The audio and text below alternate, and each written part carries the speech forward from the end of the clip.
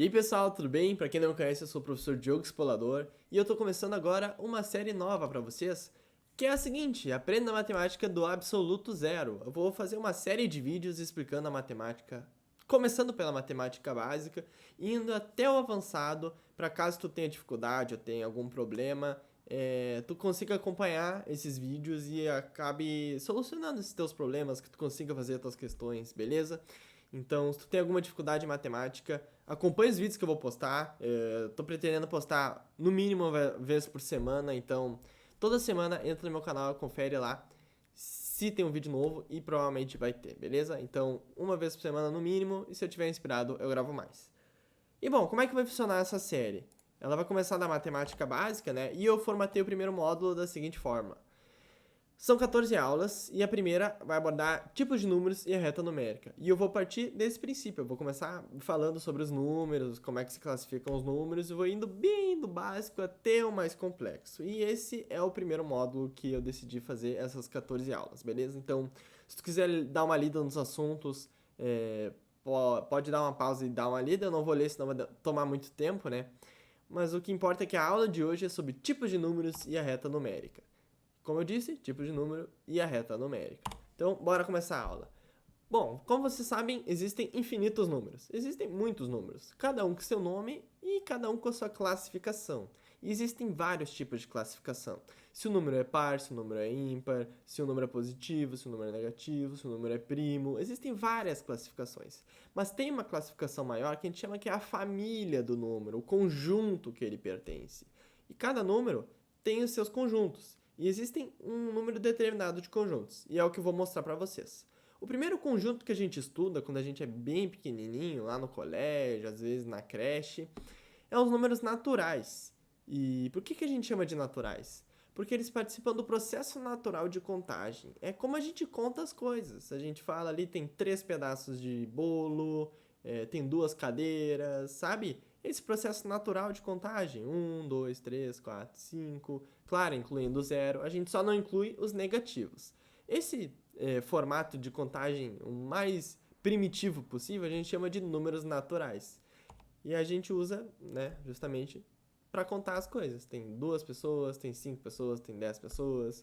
E aí, qualquer número que se encaixe nessa categoria, ou seja, que ele é zero ou um número 1, 2, 3, 4, 5, um número sem vírgula, né? A partir de zero, ele é um número natural. Beleza? Vou explicar agora o próximo conjunto, que é os números inteiros. E aí vocês vão começar a encaixar as pecinhas, beleza? Os números inteiros são todos os números naturais e os seus opostos. Lembra dos números naturais aqui? Não pode ser negativo. Isso criou uma necessidade, tá? E quando eu perco 10 reais. Como é que vai funcionar isso, né? E com essa necessidade se criou então os números inteiros, que são os números naturais e seus opostos. Ou seja, menos 2, menos 1, 0, 1, 2. Então a gente vai ter o elemento 0 e para cada elemento para cima a gente vai ter um para baixo. Por exemplo, 1, menos 1, 2, menos 2. Sempre um número e seu oposto. De novo, nenhum número pode ter vírgula, é um número absoluto, né? E o seu oposto. E a gente pode associar com a laranja, que sempre tem a metade da laranja. Então, sempre que a gente tiver um número 40, se for um número inteiro, a gente vai ter o menos 40 também, beleza? E também podemos associar com um espelho, porque é o oposto, né, do que tu tá vendo.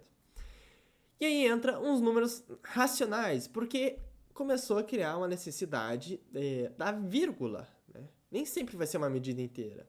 É uma colher de chá e meia que a gente usa para fazer aquela receita. A gente precisa dessa vírgula no nosso dia a dia. E aí, com essa necessidade, a gente criou os números racionais, que são todos os números que podem ser escritos como a divisão de um inteiro por outro. Então, como é que tu sabe que um número é racional? Se tu fizer a divisão por 2 inteiros e ele couber nesse formato, então ele é um número racional. Então, se a gente estiver falando de 2, o 2 é um número racional, porque ele pode ser escrito dessa forma aqui, beleza?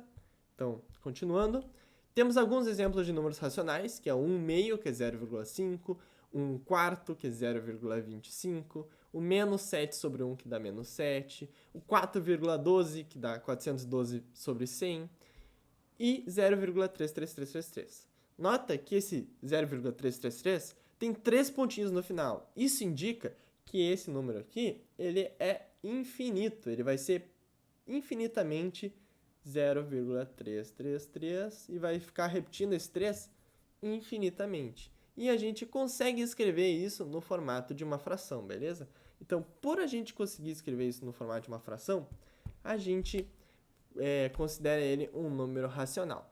Então, dízimas periódicas, ou seja, que se repetem o mesmo número para sempre, é um número racional. Porém, né, eu só não vou me adiantar, só deixa eu mostrar as analogias que a gente pode fazer. A gente pode fazer analogia aos racionais MCs e também a pizza, que a pizza é clássico. Sempre que a gente estuda fração, a gente estuda com pizzas comendo pedaços ou dividindo pedaços, ou seja, cortar em 8 pedaços e comer 3 oitavos, né? Enfim. Como eu ia dizendo, dízimas periódicas são números racionais, porque a gente consegue transformar em fração, e isso eu vou falar mais pra frente, né, nessa série de vídeos. Mas tem as dízimas não periódicas, que são números que não se repetem, e aí a gente não consegue colocar no formato de fração. E aí cria uma nova necessidade, e aí a gente vai lá e cria os números irracionais. Tu vê que como a gente vai descobrindo necessidades novas e vamos suprindo essas necessidades, a gente tem os números irracionais, que é um número que não consegue ser escrito como uma fração, porque as casas decimais são infinitas e não se repetem. Eu tenho que colocar isso aqui. Não repetem. Beleza? Por exemplo, aqui eu coloquei o pi. Opa! O pi. Meu Deus do céu, coisa feia isso aqui. Mas finge que isso aqui é um pi, que é 3,141592. Só que olha, isso aqui não repete, entende? Vão gerando números aleatórios e não tem como transformar numa fração isso. Logo, a gente criou uma categoria só para eles, que são os números irracionais, tá bom? Puramente matemático, a gente não usa para medir muito essas coisas. Claro, em círculo a gente tem que usar o pi, numa diagonal do quadrado a gente tem que usar, mas no mundo real, se tiver uma trena, não vai ter um número irracional ali, beleza? E outro exemplo é a diagonal do quadrado, porque um quadrado de lado L, por exemplo, a diagonal dele vai ser sempre L raiz de 2. E raiz de 2 é um número irracional, ele não vai se repetir. Então, não importa o número que seja aqui, vezes esse número aqui, nunca vai dar para fazer uma fração no formato inteiro sobre inteiro, beleza? Então, números irracionais são os números que não satisfazem a condição dos números racionais e são números que têm casas decimais infinitas e que não se repetem. Dízimas não periódicas, portanto, beleza? E como é que a gente pode fazer uma analogia? Bom, deixa eu passar o slide aqui. Né? A gente pode lembrar do pi, que é o exemplo mais clássico, que são infinitas casas e não tem uma repetição, né? Então não tem como transformar em fração. E a diagonal do quadrado, que é o que tinha citado antes ali. E é isso aí. Bora! Por fim, nós temos os números reais, que é a maior família que engloba todo mundo dos números. E o que é isso? São qualquer número que pode ser encontrado em uma reta numérica. Pode ser grandes, pequenos, positivos, negativos, decimais, frações, etc. Então, os números reais, basicamente, são todos os que eu falei antes, juntos. Então, a gente vai ter uma reta numérica. Isso aqui é uma reta numérica. É uma reta que a gente faz e coloca números. Geralmente, a gente coloca os números inteiros. E aqui indica que é infinitamente, ó, tá vendo? É infinito para um lado, infinito para o outro. A gente coloca o zero no meio, porque lembra da metade da laranja? Para todo um aqui vai ter um menos um aqui. Então, por causa disso, a gente deixa o zero no meio. E a partir dessa reta, a gente consegue representar qualquer número. Por exemplo, o 1 aqui, ele fica aqui. O menos 17, ele ia ficar mais ou menos aqui. Beleza? Mais para a esquerda, né? O 0,312, ele ficaria mais ou menos aqui, ó. O 1 meio é 0,5, então ele ficaria mais ou menos aqui. E o π, que é 3,14, ficaria mais ou menos aqui. Beleza? Então, tu pode ver, diagonal de um cubo, sei lá, aqui a gente não consegue representar, mas se fosse um cubo de lado 1, o cubo é lado raiz de 3, a diagonal. Então, bom, não lembro como é que é a raiz de 3, deixa eu ver aqui. Ao vivo, quem sabe faz ao vivo, né? Quem sabe puxa a calculadora ao vivo. 3 raiz cúbica, não, 3 raiz quadrada, 1,7. Então ficaria mais ou menos aqui. Beleza? Então a gente consegue representar qualquer número aqui, seja racional, seja irracional, qualquer número a gente consegue representar na reta numérica, porque a reta numérica contém todos os números reais, beleza?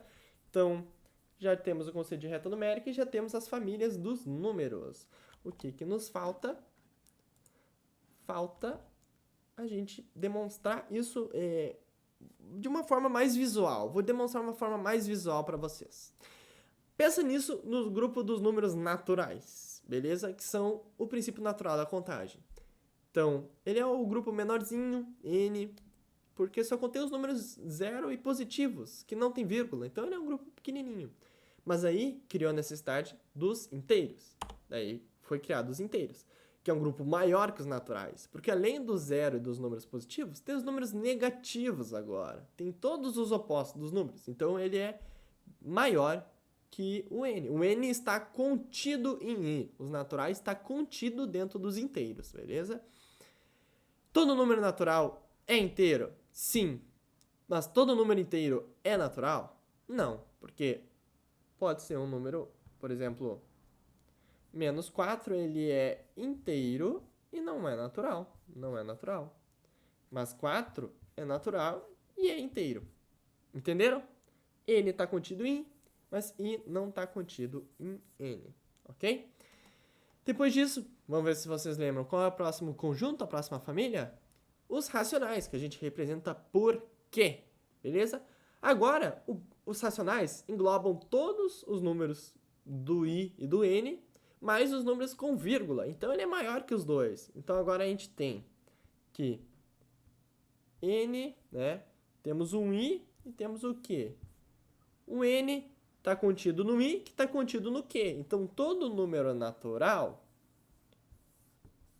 é um número racional, mas nem todo número racional é natural. E nem todo número racional é inteiro, entenderam? Porque vai ter um número com vírgula que não é inteiro nem natural, mas vai ter um número, por exemplo, 1, ele vai ser natural, inteiro e racional.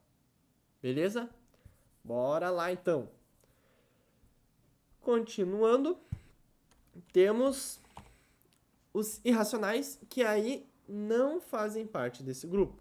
Os irracionais são um grupo muito restrito de números que são uma dízima não periódica.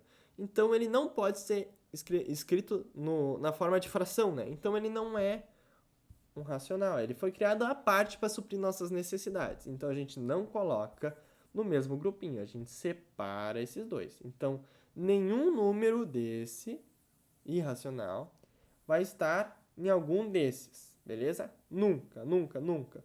E nenhum desses vai estar nesse. São coisas diferentes. É como se fosse o Grenal. Não se mistura, beleza?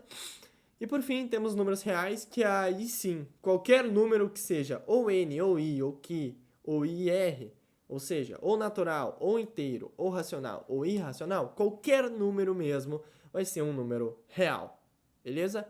Então, isso aqui ilustra bem. Se for perguntado, se nos derem um número natural, por exemplo, 1, a gente vai dizer que ele é natural, inteiro, racional e real, beleza? Porque se ele é n, automaticamente ele é i, q e r, ok? Vocês entenderam essa relação de estar contido? Espero que sim. Vamos lá? E vamos partir para as questões que vai dar para olhar melhor, ok?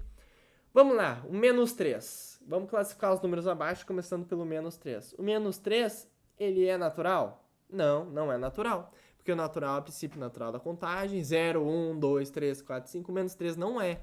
O que o menos 3 é? Ele é inteiro, porque ele tem os opostos do natural. Ele é o oposto de um natural. Então, ele é inteiro. Só um pouquinho. Ele é inteiro. Ele também é racional, né? Porque ele pode ser escrito da seguinte forma, menos 3 sobre 1. Então, ele também é racional. E ele também é real, porque todo número que é inteiro ou que é racional é real. Qualquer número é real. Então, menos 3 inteiro, racional e real, ok? Vou botar aqui I, Q e R. Já o 4,555 infinitamente. Vamos lá. Natural, não é. Inteiro, não é, porque ele é de vírgula, então não é natural nem inteiro. Ele é apenas racional, e se ele é racional, ele é real. Então, a gente vai colocar aqui Q e R. Q e R, ok? E agora, menos 4,893,7,5,8,7,2. Não tem um padrão, é uma dízima não periódica. O que a gente sabe disso? Que tem um grupo específico para eles, que são os irracionais e os reais, ok? Faz parte apenas desses dois grupos. Agora, vamos para o próximo, que é o 97654,321. 97654,321. Vamos lá. Esse número é uma dízima? Não é. Então, ele não vai ser irracional.